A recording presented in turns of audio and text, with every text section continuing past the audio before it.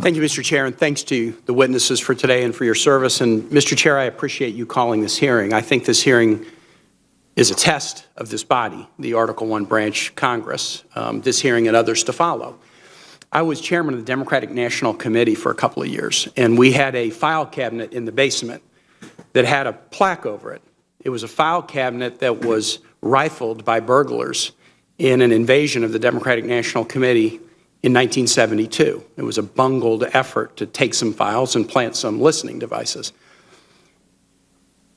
That small event led to one of the most searching and momentous congressional inquiries in the history of this country. It was not partisan. One of the leaders of the congressional investigation was a great Virginian, Caldwell Butler, who was my father-in-law's law partner in Roanoke, Virginia, before he went to Congress, played a major role. It was not an investigation driven because something affected the election. The 1972 presidential election was the most one-sided in the modern era. But it was a high moment for Congress because Congress, in a bipartisan way, stood for the principle that you couldn't undertake efforts to influence an American presidential election and have there be no consequence.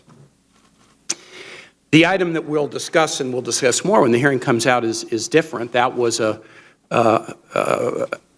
burglary of a party headquarters that was directed to some degree from the office of the president.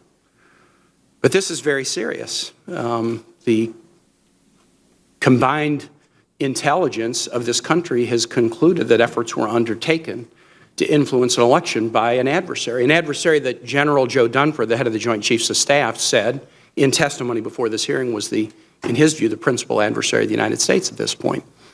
In addition, the attack was not just on a party headquarters. The October 7 letter that you've referred to talked about attacks on individuals, current and former public officials with significant positions, and also attacks on state boards of elections.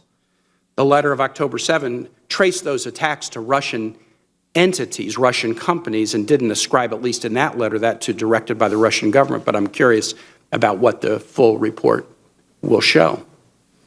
It is my hope that this Congress is willing to stand in a bipartisan way for the integrity of the American electoral process and will show the same backbone and determination to get all the facts and get them on the table as the Congress did in 1974.